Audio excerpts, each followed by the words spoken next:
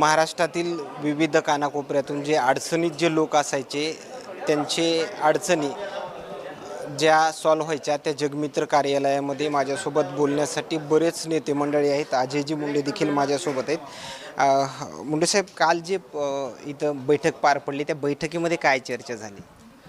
बैठकीमध्ये चर्चा हीच झाली की येणाऱ्या आगामी स्थानिक स्वराज्य संस्था, नगर परिषदा, पक्षाचं संघटन मजबूत करण्यासाठी आणि येणाऱ्या काळामध्ये आता मकर संक्रांतीचा सण आहे, पुढं शिवजयंती आहे, पुढं 12 ज्योतिर्लिंगापैकी आपलं असलेलं एक ज्योतिर्लिंग आहे, त्या महाशिवरात्रीच्या अनुषंगाने कसं तयारी करता येईल या संदर्भात ही बैठक होती. विधानसभाच्या निवडणुका जे आहेत ते पार पडल्या, मात्र या अगोदर जी तुमची पत्रकार परिषद पार पडली तुम्ही असं खतखत व्यक्त करून दाखवले की हे आमच्याच वेळेस हे एवढं जातीवाद वगैरे कसं होतंय, सगळ्या निवडणुका व्यवस्थित पार पडतात पण आमच्याच म्हणजे स्वराज्य संस्थे